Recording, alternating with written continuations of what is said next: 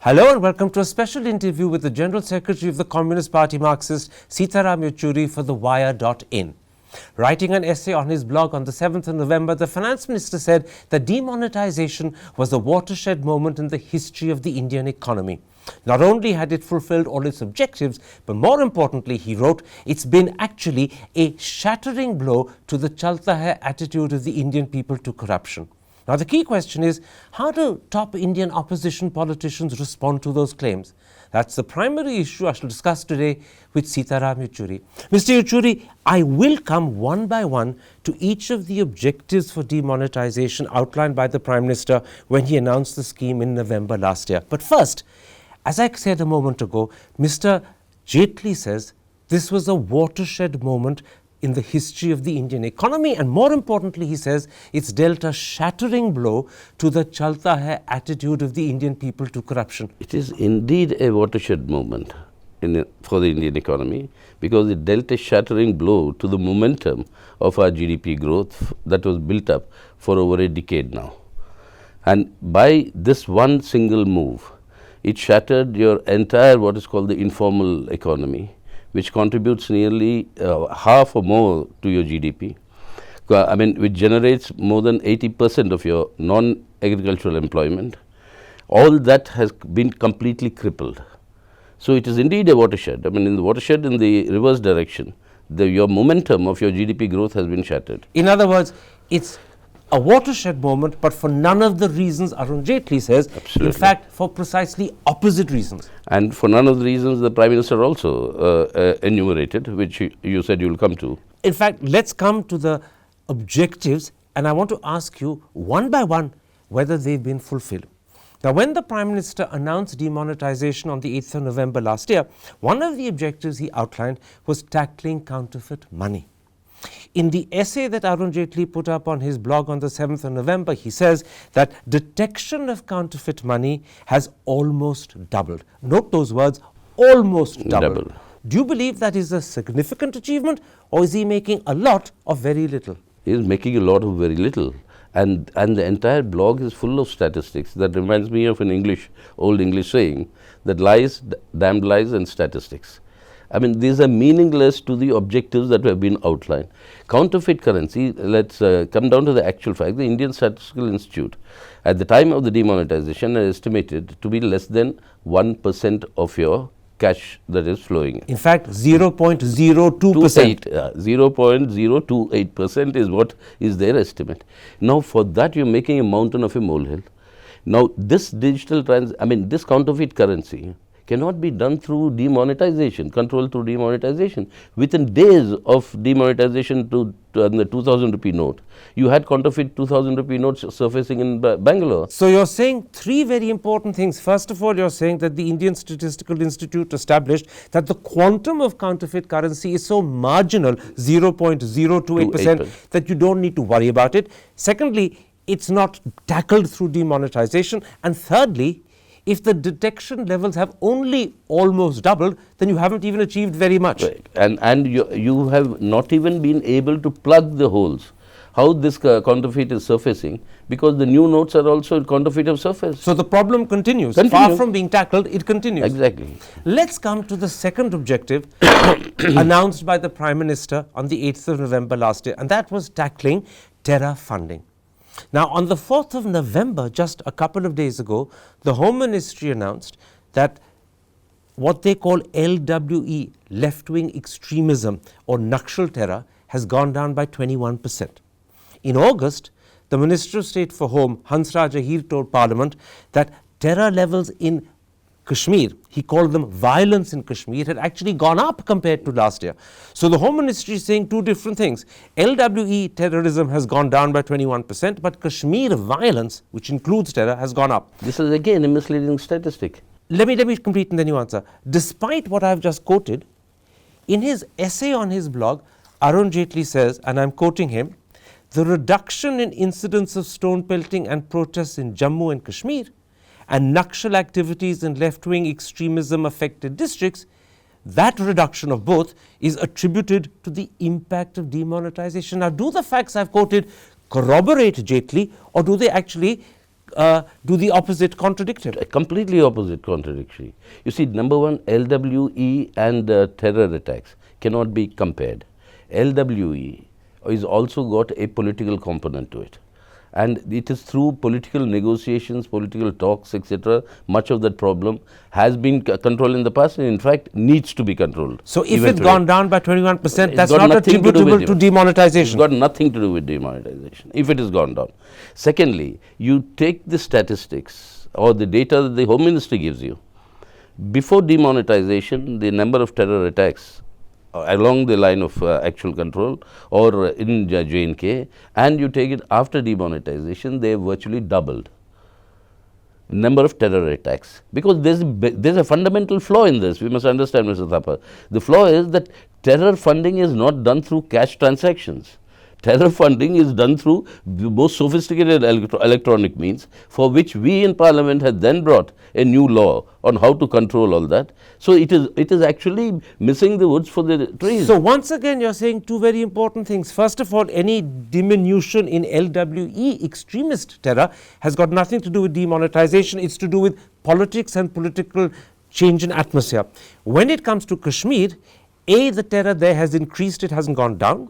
Secondly, you're saying that funding of the terror in Kashmir doesn't happen through cash, it happens through electronic means, so demonetization is the wrong way of tackling it.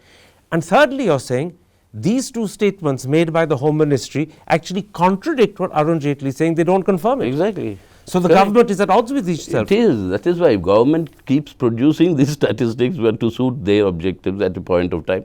And often they are contradictory to the actual reality and what they themselves have said in the past. In fact, the embarrassing thing is on the specific question of whether demonetization has affected terror funding, what the Home Ministry is saying and how you interpret what the Home Ministry is saying, actually you say contradicts Jaitley, doesn't corroborate Jaitley. Exactly. I mean, it is a direct contradiction with the Finance Minister's statement. Let's then come to what for many people was the raison d'etre, the real reason for demonetization, the belief that it will tackle black money. Now, before I put to you what Arun Jaitley has written about that, let me ask you another question. Do you, as an independent observer, believe that demonetization has tackled black money? Has black money, has corruption come down? No, on the contrary, it legitimized black money. The quantum of currency that has come back into the banks, the RBI itself says close to 99%. Which means that all the cash that was outside, you had, if you remember, the Attorney General of India tell the Supreme Court that they are expecting 4 to 5 lakh crores of currency notes not to come back to the banks after demonetization. Only 16,000 didn't come back. Didn't come back. Now again, if you look at today's reports, the amount of money that is today with Nepal, in Bhutan, in Singapore, in Dubai. And cooperative banks which haven't been counted either. Exactly. And if all that is counted, you well have a situation, more money has come back into the banking system than what was demonetized. So before I quote what Jaitley has written, you're saying your personal assessment is that demonetization has failed to tackle black money. It might have actually secured it or encouraged it. And legitimized it. Legitimized it. And secondly, please remember, this is very important to understand this. All the most liberal estimates of black money say that it's not more than 6% in cash holding. Most of that is in gold or real estate. So tackling black money by demonetization itself is limiting, even if you accept the most liberal estimate of cash holding of to 6%. So actual big fish of your black money holders and operators. And remember, black money is not... So demonetization as a way of tackling black money, because black money is only 6% held in cash, is a bit like using a bomb to kill a mosquito. Absolutely. And secondly remember, black money is not a stock. It's a flow. People who have black money make more black money by using it. Let me then, at this point, quote to you what Arun Jaitley in his blog has actually said specifically about the success of demonetization in tackling black money. He says, almost the entire cash holding of the economy now has an address. It's no more anonymous. Secondly, he says, the total amount of money which is under suspicion is actually something as large as 1.7 lakh crore. Separately, the Prime Minister has said that 18 lakh accounts are under scrutiny. And Arun Jaitley in his blog has added that 2.97 lakh companies are under scrutiny. Taken all together, this suggests that the quantum of money under scrutiny is very substantial, and secondly, a large number of entities who this money is supposedly with are also under scrutiny. Doesn't this suggest that when this scrutiny is done, not only will the black money be identified, it will then be taxed, and the benefit to the exchequer could be substantial? The color of black money is no different. You can't identify. How do you identify? You may have an address. Now, all the lakhs of people who stood in the queues converting money, old notes into new notes for various other people and earning money for doing the job, their addresses may be there in the bank.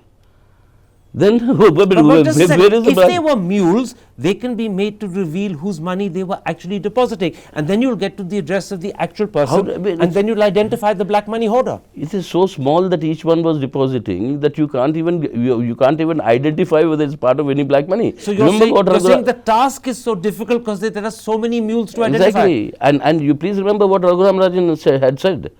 He said the clever ones always find a way of bypassing all this, and demonetization is not the way. But can I say, you're not actually saying that the task the government has is impossible to do, you're simply saying it's difficult to do. Now, the answer to that was given to me last week by the Niti Aayog Vice Chairman, Rajiv Kumar. He said modern technology actually helps you make the task, which looks and seems humongous, very simple. With modern technology, they can scrutinize 18 lakh accounts, they can scrutinize 2.97 lakh companies, and they can ensure that this vast sum of 1.7 lakh crore, which is considered dubious, is identified as black and taxed.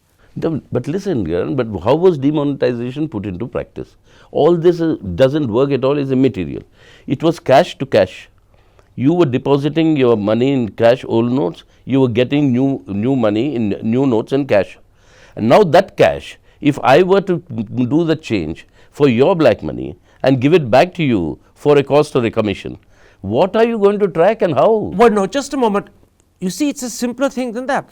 People with black money either themselves deposit it in banks or they use mules to do it. In either event, money that was unbanked became banked.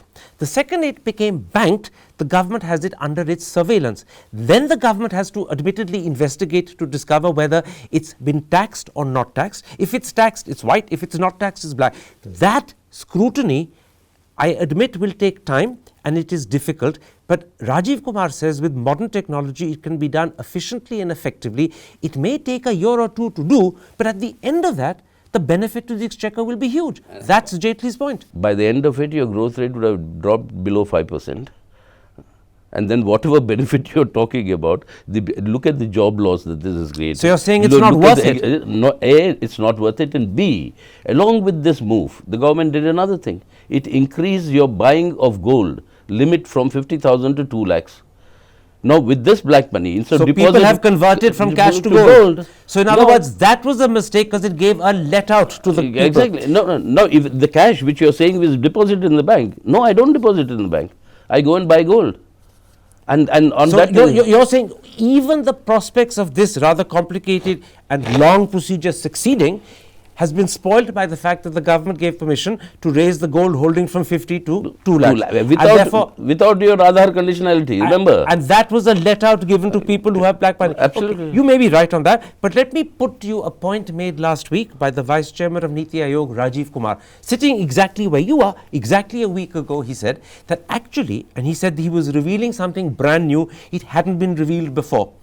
8.5 lakh account holders are now being processed because cases have been brought against them. And he made it clear this is not the 18 lakh that the PM spoke about to whom questions are just generally being asked. These are 8.5 against whom cases are being processed. Surely that suggests that modern technology and the surveillance that the government has actually taken them critically further down the road. No, way down. You see, they are processed. They are being scrutinized. What is the final result will all depend on the legal battles that will follow. Why are you doubtful the final result will be nil? Because of the reality that I see in front of me in this last 1 year. Your jobs have fallen officially. Job loss, forget this is not a job growth loss, job loss. and your agriculture is in complete disarray. I don't deny that. I don't deny any of that. Your MSMEs, the response scale which I don't generated deny any all of that that, is shattered. but how does that affect the government's capacity to use modern technology to identify hoards of money in banks? Please, the two are not related. No, but how did money in bank, black money, identifying is for what purpose? To tax it. For the benefit of the people, no? Yeah. In the process, if you're going to ruin them totally, what is the benefit you're going to give them at the end of 2 years? I get the point you're making. You're saying that any benefit that you derive by taxing black money, which you've identified, will not be as great as the loss that you've incurred because growth has gone down, jobs have gone down. And your industry is shattered, your service industry is falling. I take the point you're making, but you're not denying that the government may be able to successfully identify the money and tax it. You're simply saying that the benefit is outweighed by the huge cost of job loss and growth loss. One. And the other thing which I'm saying is, I'm not denying that the government can process all this. But what I'm denying is that there is going to be any substantial benefit out of this. Okay, let me put to you two benefits that Mr. Jaitley has gone on to identify in his blog. The first is to do with the increase in the number of people paying income tax. Mr. Jaitley says that it's gone up by 56 lakh. The year before, it only went up by 22 lakh. So the increase is over 150%. And the Indian Express separately, relying, I presume, on information that it's verified, says that if you add to this figure those who paid tax but didn't file returns, as well as those who filed returns but didn't pay tax, actually the increase goes up to 1.26 crore. Now, that's huge. Both Jaitley's figure of 56 is big, but the Indian Express figure is huge. Even granting them that these figures, one thing that neither of them is talking about is what is the quantum of tax.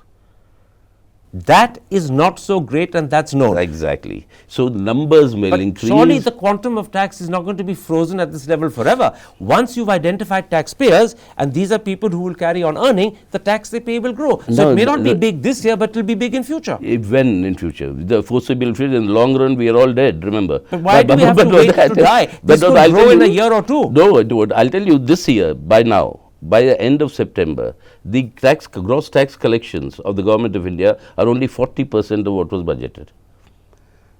We are ending the year. That, of course, could also be because of GST, which is a further complicating factor. No, but this, I'm talking of the quantum of tax earnings.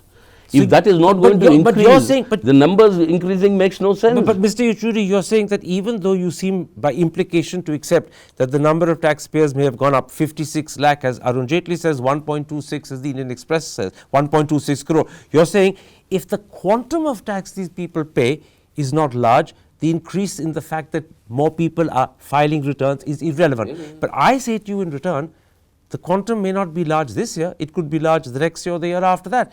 Once they are on records as taxpayers, one day the tax they pay will grow hugely. Tax quantum is directly related and proportional to the levels of economic activity. If the levels of economic activity continue to fall in the next 1 year, 2 years, 3 years, then your returns will be much less. I take your point. And much less. I take your point that the level of economic activity has fallen this year, so the fact that you have more taxpayers on the books means nothing because the tax they're paying is zero. However, when the level of economic activity picks up, the fact that you have more taxpayers on the books means you will be getting more tax. If it had picked up without the number of taxpayers on the books increasing, then you'd have had a problem. That problem now has been taken care of. It all depends on the tax rates. As Gujarat elections are coming, you're determined one way or another not to accept this is a benefit. No, it is not. I mean, I'm convinced that this is not going to be surely a substantial it seems to benefit. me you're convinced out of a sense of not wanting to give the government credit rather than because you have a good argument. No. I'm telling you, the actual reason why the government did this, I'm convinced now, they shifted the goalpost is to move India towards a digital economy. Well, I'll come to that in a moment's time. But there's one more benefit that Mr. Jaitley has because of what he calls the tackling of the black money. I'm still talking about the black money objective. He says that what he calls the acceleration in the financialization of savings has speeded up hugely. And his figures are the following. Corporate bonds have increased by 78,000 crore. Money deposited in mutual funds has increased by 155%. Premium paid for life insurance has gone up by 21%. Altogether, this means an increasing sum of money is being put legitimately into savings rather than kept in black. That again is another benefit. Can I as an economist tell you an answer? That you can always increase your savings also through forced savings. If the economic activity is low, people who have money, instead of investing, they will save. So this is forced saving. Forced saving. This is a reflection of the fall in your economic activity, a drastic fall. You would rather this money went into investment rather than was forced into saving. Savings, yes. In fact, you're saying something as well, which is a little further to what you expressed, that the reason why people are putting larger and larger sums into mutual funds or corporate bonds or into life insurance premium is because they are scared to invest. And they are scared to invest because of what the government has done to the economy. And they're scared to invest because there is no rise in domestic demand. So this is not a gain. You're interpreting this actually as a hit to the economy. Correct. It is a hit to the economy, and that was reflected in your festive season. Look at the sales figures. Let's then come at this point to the fourth objective that the Prime Minister identified. Admittedly, it wasn't identified in his speech on the 8th of November last year. He brought this up as an objective 2 weeks later, to reduce the dependence of the economy on cash. Now, Mr. Jaitley says proof that this has happened is, one, the cash to GDP ratio has fallen from 11.3 to 9.7. Secondly, he says that the reduction of cash in circulation is of the order of 3.89 lakh crore. And the Business Standard, in a leader, has said that in fact there's been an increase of 41% in digital payments and digital transactions. Altogether, that does suggest that there's been a fairly significant shift away from cash to digital transactions. Again, lies in statistics. Your National Payments Corporation of India has put out its figures, which has come out a couple of days ago, and which says between March 1917 and August 1917, digital transactions fell from 149 lakh crores to 109 lakh crores. Can I interrupt you there? You're not reading what the same corporation said about digital transactions between November, when they were 94, and they went up to 149 in March. So they went up substantially. They've come down a bit, but they haven't come down to 94, according to those figures. No, 109 and 94, no substantial gain, number one. Number two, they went up at that time because of a shortage of cash. Can I complicate it for you further? You're talking of 109 in August. In September, they went up to 124. We don't have a figure for October as yet. I will in fairness say that it's believed that up to the 29th of October, the figure had come down to 97. But that is not an official figure. The only official figure is September at 124. So it's yo-yoed, but it's still up, 124 compared to 94. You see, that's 30 lakh crore up. Yeah, you see, but listen, Mr. Thapar, in an economy of this size and transaction of our GDP, which has now come down to over 20 lakh crores, now you are talking of a pittance, a small bubble.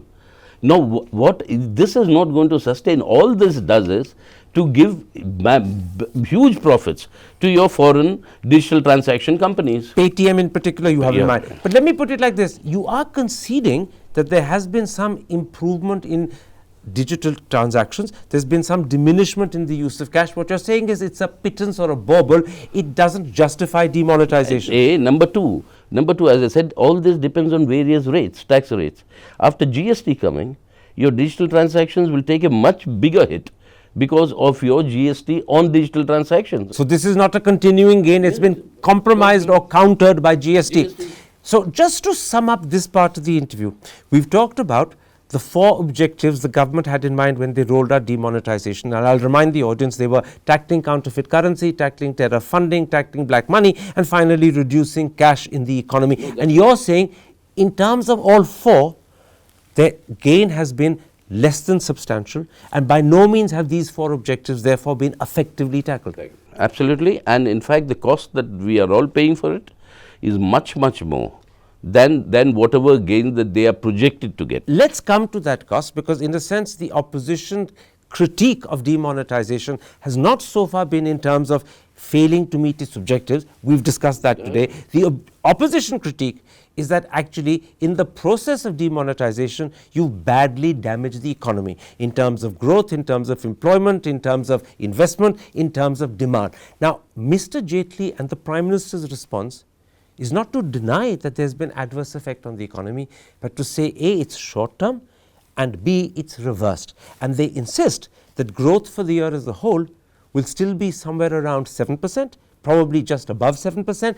And the RBI has gone on record to say that for the last quarter of the year, it will be actually 7.5%, maybe even 7.9%. Now, how do you respond to that conviction where they concede it's short term and temporary, the hit, but the economy will recover and growth in the last quarter will be 7.9? It's very, very unlikely. It's just, I just cannot see it happening. I'll tell you why. First of all, you see, Prime Minister also has, the 4 objectives, he also talked of corruption. Dependence on cash reduced will reduce corruption, according to their argument. That's changing the chalta hai attitude, as Jaitley has said. No, that is absolutely wrong. Internationally, if you just look at it, the cash percentage of the economy is 3% in Japan. Or in Brazil. Forgive me, you're wrong there. No, Japan. The cash percentage of Japan is 19.8. That is 20. 3%. Your best example, forgive me, your best example is Nigeria. The cash percentage is 1.55. Nigeria is considered one of the most corrupt countries in the world. Not a way. You take the. But we've wandered off in a different direction. Come back. Please bear with me. The cash component in Japan is nearly 20%. Yep. It's one of the least corrupt countries in the world, and the opposite of Nigeria, where the cash component is 1.55. Opposite of India, Prime Minister's argument. You reduce cash component and your corruption levels will fall. You have a very fair point. Can I interrupt you? You have a very fair point. I'll just explain it for the audience because they'll be intrigued by the point you're making. You're countering the government's claim that as the cash to GDP ratio comes down, corruption disappears. Yes. And you have 2 counters to that. The first is that Japan has a cash to GDP ratio of 19.4 or 5. It's considered one of the least corrupt countries. Right. Nigeria has a cash to GDP ratio of 1.55. It's considered one of the most corrupt. Both these examples counter the government's position that the lower the cash to GDP, the less corrupt the economy. Correct. But leave that aside. Let's come back to my point, which is that you believe the damage to the economy in terms of employment, in terms of demand, in terms of jobs, in terms of growth has been severe. The government concedes there's been an adverse impact. Their point is it's temporary, it will be reversed. They believe that the economy for the year as a whole will grow at around 7. The RBI says for the last quarter it will grow at 7.9. How do you respond to that? You see, the RBI's growth of the last quarter is again misleading because the base is very, very low. Economists will tell you in his statistician, for the last 6 quarters, your economy has been on the decline. A high but growth, that criticism can always be made when you grow well from a low base. No. Yeah, from a low base, your growth rate will always be high. But that can always be made. Is it a substantive criticism? No, it is substantive. Substantive in the sense that you are not recognizing the hit that you've taken in the last 8 quarters, 6 quarters specifically. But when you start Mr. Yechury, when you start improving after having been on a downward trend, this criticism will always be made. It's not a substantive criticism. Same RBI last week when it put out its estimate says 6.7% is the growth that they are estimating. So, but let me understand RBI, in spite of this. Are you simply questioning the claim it will be 7.9 on the grounds that the base is so low, the growth will always look big? Or are you actually saying the government is wrong when it says the hit will be temporary and reversed? Which of the two? I'm saying the government is wrong. That it is temporary and it'll reverse very soon, because it cannot because the fundamentals of the economy. You see, one fundamental factor, you must get the statistic. What is the gross capital formation in the economy? It's down to about 30% at the moment. But it's been declining for a while. It's not the Modi government that's pushed it down. It was coming down under Mr. Manmohan Singh as well. Again, it's not a tutu-mai-mai. The point is, we want an economy to be a sustainable growth trajectory. You have to, capital formation is one of the important criteria. And that, as you explained a moment ago, has been damaged, and the pride Mr. Jaitley takes in what he calls the accelerated financialization of savings actually means money is not going into investment, gross fixed capital is not happening because money is going somewhere else. I accepted that point, although I imagine economists will dispute it, because economists will say when money goes increasingly into things like bonds and mutual funds, it is actually going to go into investment thereafter. You're questioning that? No, I'm questioning that because I'm questioning that because you see the general level rise in prices now. Okay. You see the fuel prices. My last question to you, and it's to do with this. Mr. Jaitley says that demonetization has effectively brought into being three critical structural reforms. One, he says, the reduction of cash in the economy. Number two, the increase in taxpayers. And number three, the fact that the economy today is far cleaner and more transparent. And he says these three structural reforms ensures that hereafter the economy is poised for long-term 8% growth. It is cosmetic. There is nothing fundamental, substantial within the body. You can put on all sorts of perfumes and all the smells of Arabia. Remember Shakespeare. Cannot take away. How many people died in the lines in demonetization? How many lives were lost? How many lives have been ruined? Oh, you're back to once again saying, is it worth it? No, Leave that argument aside. But these, what is being talked by the finance minister is just cosmetic. You mean these are not real structural reforms? No, they cannot lead to structural reforms unless they propel some economic activity. So you do not believe the claim that as a result of demonetization, the economy is positioned and poised for long-term growth of 8%? No. On the contrary, I think it will take us a generation to get back to normalcy after the damage that has been done. So my last question, you do therefore take the position that demonetization, both in terms of its impact on the culture of corruption as well as in terms of achieving its four objectives, is a failure? Absolutely. And in fact, what you could be done... There is no small, slight glimmer of success? In the Not sense, even a slender bit of success? it depends from which side you are looking at. There is a slight sliver of success. That is, the corruption rate has gone up from an old 1,000 rupee note to a new 2,000 rupee note. So they have gained. Perverse success, corruption has gone up, but no benefit at all. At all. Sitaram Yechury, a pleasure talking to you. Thank you.